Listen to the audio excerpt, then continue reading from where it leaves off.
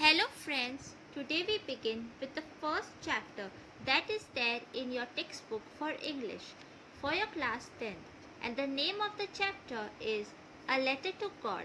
So please do remember the name of the writer also, because sometimes your teacher might provide you with certain answers that actually also use the name of the writer. So it's better to remember for a safer side. So let's begin. They say that faith can move mountains. Okay, so now there will be different type of people listening to this lecture. There will be some of y'all who actually have faith in some religion or some god, whereas some of you might say that all these things don't exist. So what's your opinion?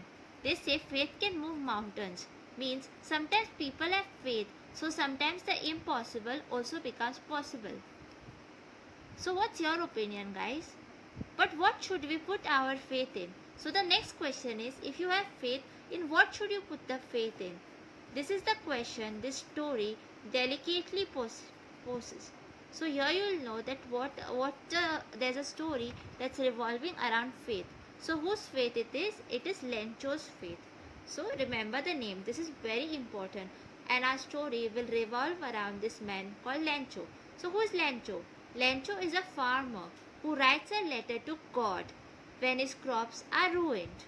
So all of you must have done this in childhood maybe, that people used to write letters to God thinking that God will listen to our prayers through these letters. So here we see a grown-up man, Lencho, who is a farmer.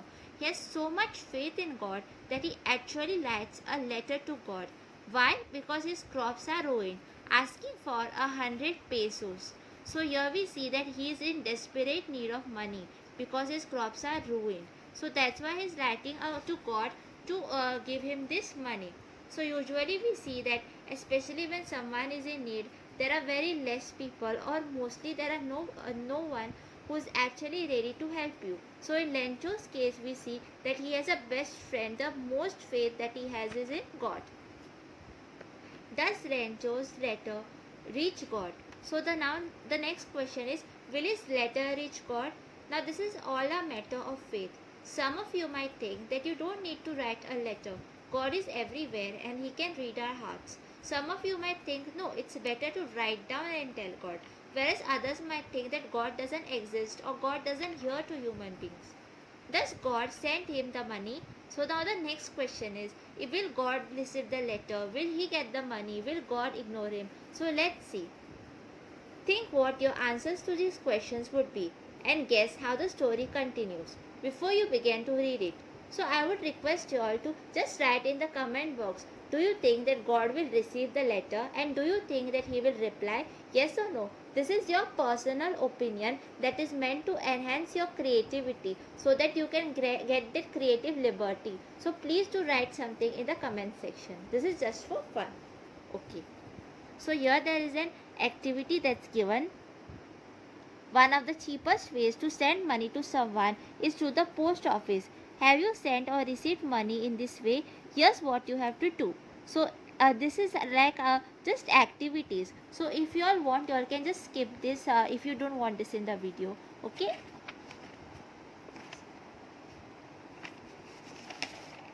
Okay. So here you can see that at the side there is this meanings. So sometimes these questions can come in your paper, and in some papers, in some boards, surely one or two meanings will be asked. So it's better that whatever meanings are there in the side, please see that you all learn it. It's better to learn these things. There are not much, okay? So whenever you read the chapter, learn these meanings, because if you all keep it for the last, it will pile up. The house, the only one in the entire valley, sat across the crest of a low hill. So now we can see that in the crest of a low hill, there is only one house. Wow, such a beautiful place, no? Imagine there's a big valley, and in the crest there is only one house, and your house is surrounded by fields and all that. From this height, one could see the river and the field of ripe corn dotted with their flowers that always promised a good harvest.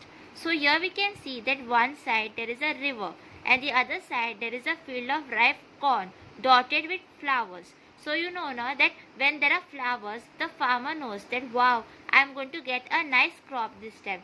So it's showing that it's sure that there will be a good harvest. The only thing the earth needed was a downpour, or at least a shower. So this is a nice way of telling us that the field is very in a good condition. There is a river, there is corn, and there are flowers. But what you need is a nice rain, a shower, or a downpour, they are saying. Throughout the morning, Lencho, who knew his fields intimately, had done nothing else but seen the sky towards the northeast. So we usually know that sometimes it happens that you can't predict whether it will rain or not. But people who are there in farming, farmers especially, they can see from where the clouds are coming, how it rains. Like that's actually so astonishing to know that they can calculate it. And sometimes even after we studying complicated things, we are not able to make that prediction. So Lencho has been in this profession of farmer for so many years. So now we can actually see, okay, but he had done nothing else but see the sky towards northeast. So Lencho is seeing the sky towards northeast because he is expecting that rain will come, that his friend, his God will send rain so that he can have a good harvest. Now we are really going to get some water woman. So now he is saying that I think we'll get some water.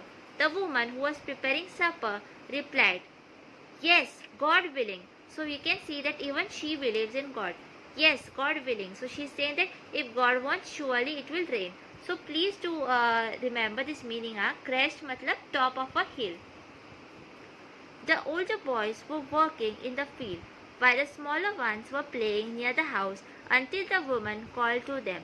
So this must be mostly his wife and they must be his children. So we know that the bigger sons, bigger children, older boys were working in the field while the smaller ones were playing outside. And she called, come for dinner. It was during meal that just as Lencho had predicted, big drops of rain began to fall. So we had just now discussed that sometimes these farmers have so much experience that they can say, okay, it will rain today, and it actually rains. So here also big drops of rain fell. In the northeast, so see the direction also he has predicted correct. Huge mountains of cloud could be seen approaching. Approaching means coming nearby. The air was fresh and sweet. The man went out for no other reason than to have the pleasure of feeling the rain on his body. So now they were actually inside, but he goes out because he wants to feel that rain. So for us, getting wet in the rain might just be a fun activity.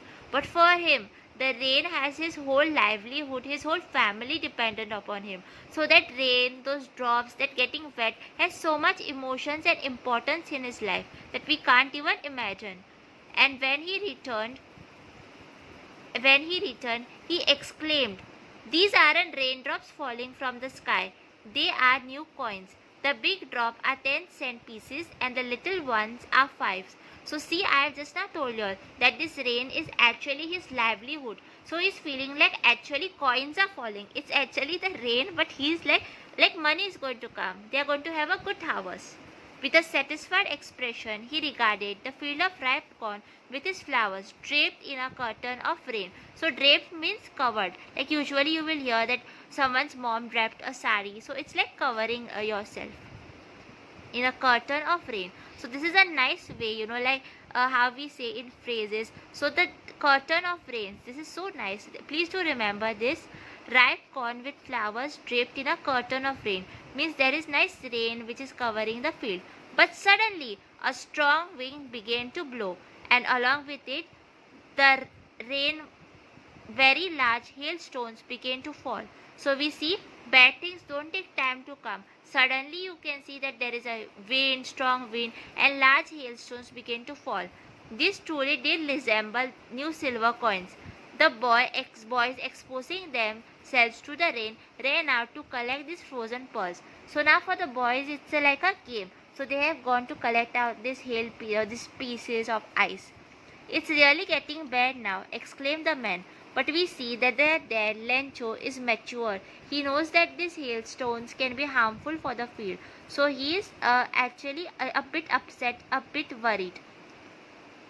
I hope it passes quickly. If it did not pass quickly, but it did not pass quickly. For an hour the hail rained on the house, the garden, the hillside, the cornfield, and the whole valley. The field was white, as if covered with salt. So you might have seen some videos on YouTube, Instagram, where we can see that in some countries there is lot of snow, there is lot of hailstones, and then everything becomes white, even the roads and all. It looks like as if everything is covered with salt. Not a leaf remained on the trees. The corn was totally destroyed. The flowers were gone from the plants. Lencho's soul was filled with sadness. So now he is really upset. Like Atma se upset like that. When the storm had passed, he stood in the middle of the field and said to his son, "A plague of locusts would have left more than this. The hail has left nothing. This year we have no corn." So what are locusts? Now locusts, these are insects. So you should search these pictures on the internet. In flying big swarms, and they destroy crops. Means they are very much in a group, and they are like something similar to grasshopper, except not like grasshopper. But these are insects. They can fly, and they just keep on destroying your crops. Like if you have a big field, suddenly their bunch will come. You will not see anything else, and they will destroy your whole field. So he is saying that even if locusts had to come, my field would be a bit better condition. But now this hailstorm has come and it has destroyed even more. That night was a sorrowful one. All our work for nothing. So he is saying that Agai best pani mein, like so much work I did, and finally everything is ruined. There's no one who can help us. We'll all go hungry this year. So see how much tension and how much important that rain was for him. He thinks all his family will go hungry this year. So let's see. What did Lencho hope for? So you have to mark these questions and you have to see if it's correct, and be careful because sometimes in English there are some limit words, like they will say answer in so many words, and see that you make no spelling mistakes, no grammatical errors. Sometimes while talking with each other we tend to make mistakes. That's okay with your friends, but in official offices or in your English paper you have to see that everything is up to the mark. Why did Lencho say the raindrops were like new coins? How did the rain change? What happened to Lencho's field? What was Lencho's feeling when the hail stopped? So please answer these questions. But in the hearts of all who lived in that solitary house in the middle of the valley, there was a single hope, help from God. So they are hoping that God will come to help them. Don't be so upset, even though this seems like a total loss. Remember, no one dies of hunger. That's why they say no one dies of hunger. So he is having some surety that God is there. God is the source of food. He is the source of creation. Then how I and my children can remain hungry? It is sure that God will surely help me. All through that night, Lencho thought of his only hope, the help from God, whose eyes, as he had been instructed, see everything, even what is deep in one's conscience. So we know that all of you must have heard this, that our adults used to say that when nobody can see you, remember God can see you. Not only the material things, but also what thoughts are there in your mind, what's there in your heart, your intentions, your sorrow, your joy. Everything is visible to God and nothing is hidden from Him. Lencho was an ox of a man, working like an animal in the field, but still he knew how to write. So usually we see that people who live in this type of isolated places and all, they don't study that much. But here we know that Lencho knows to write. The following Sunday at daybreak, he began to write a letter, which he himself would carry to the town and place it in the mail. It was nothing less than a letter to God. So we see that really he is writing a letter to God. So what's conscious? An inner sense of right and wrong. So whenever we do something good or bad, our heart knows whatever people might say from their mouth, but their heart knows that what is right and what is wrong. This thing is actually called as conscious, that inner voice of God which always stays with us in our hearts. God, he wrote, if you don't help me, my family and I will go hungry this year. I need 100 pesos in order to sow my field again and to live until the crop comes. because the hailstorm. So he writes the whole story. He's telling God, I need 100 pesos. I need to buy new things for new seeds and all that for my next crop. Besides, till the next crop comes, me and my family also has to survive. He wrote the God on the envelope, put the letter inside, and still troubled, went to the town at the post office. He placed a stamp on the letter and dropped it into the mailbox. So peso. Peso is the currency of several Latin American countries. Like in India, there is rupees. Then you might have heard about other currencies also, like dollar and all. So here it is a peso. So from where he is? He is from Latin America. One of the employees, who was a postman and also helped at the post office, went to his boss laughing heartedly and showed him the letter to God. So we see that the postman is laughing at him. So here we can see how different people are. For some people, it is very easy to laugh at other people's problems and at other people's faith. So this is like that postman. Never in his career as a postman he had known that address. The postmaster, a fat, amiable fellow. Amiable means friendly and pleasant. So sometimes we know that you are going to some office for some official work and you will meet a nice, friendly and amiable fellow, and broke out laughing. But almost immediately he turned serious and tapping the letter on his desk. So first he thought it is something funny, but then he must have actually read about Lencho, his problem, his pain, and he must have at least felt some compassion, some sympathy for Lencho. Commented.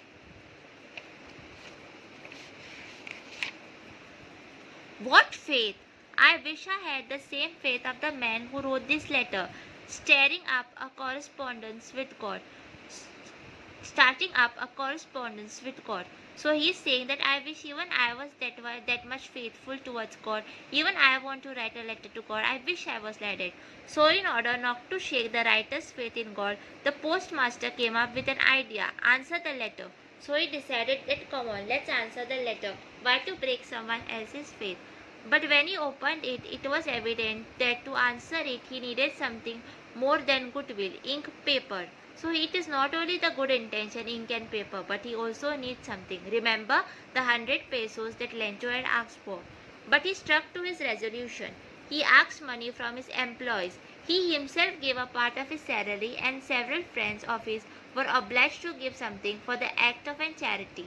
So please do remember this. This can come as a question that how did they arrange money for Lencho? It was impossible for him to gather together the 100 pesos. So he was able to send the farmer only a little more than a half. So he can't send that much money, but he sent little more than a half. Please remember these minute details because you might lose marks for silly questions then.